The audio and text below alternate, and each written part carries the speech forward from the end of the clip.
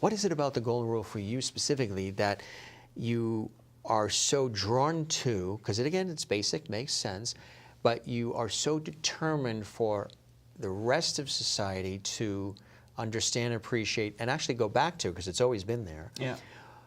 Why do you feel compelled to be one of those, if not the one, who one of those is called upon, yeah, maybe from divine, what have you, as a conduit, a facilitator, to get this message out, because you know how we would achieve the harmony and contentment and joy and happiness and things of that nature? Well, what is it? Do you feel chosen to, or?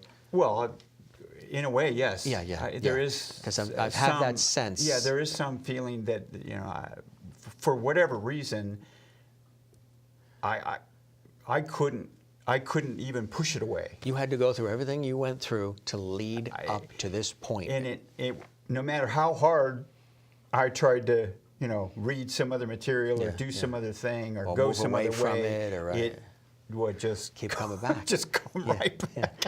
It just wouldn't go away, and it just kept coming back around, coming back around. Sure. And sometimes that was just quite by accident. I would pick up a book, and I would be reading the book, and I would go, well, by golly, look at this. There it is. Well, there it is again. Here we go. It's a reminder. Yeah. So it's an interesting, and that's an interesting question. The part that I would love to have is that, our lives should be one seeking harmony, peace, prosperity, liberty. That should be what we're seeking. That is what the scriptures and the ancients were trying to tell us. If you go through and you look at things, we were talking the other day, and I was telling you about, the Law of Moses. So if we go through the Law of Moses, your first 5 pieces, the first 5 of the Decalogue are, about God. Believe in God, don't know other brazen images, follow celebrate the Sabbath, blah, blah, blah. So you get those first 5, they're about God.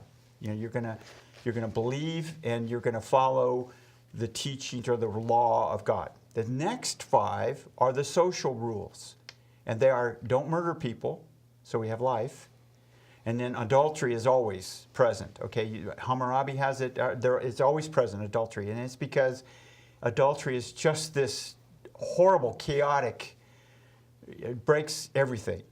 just totally breaks everything. Destroys and the ancients knew that. I mean, it doesn't take long to figure out that thing is just so destructive. So it's always forbidden. So you've got that one. Then there's stealing. And for me, then there was like coveting. Don't covet. Okay, so stealing's clear. Don't take other people's property. The coveting part was kind of strange. You already did don't steal, so why are we doing don't covet? I mean, why is that important?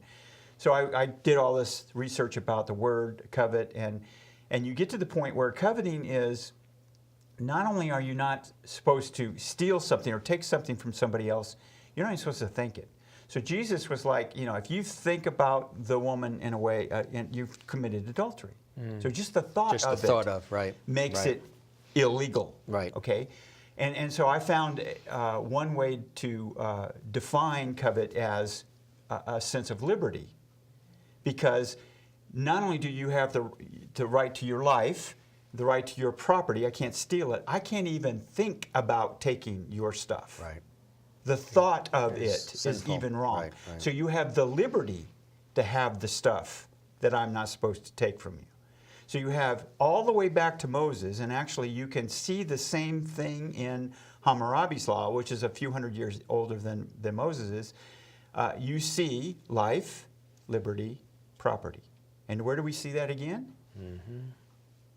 In our Declaration of Independence. And pursuit of happiness is added. Pursuit of happiness has changed from property, because by the time we get to 1776, our law systems have gotten sophisticated enough that most people are clear about property. So their ideal became a pursuit of happiness, which is exactly where we need to be.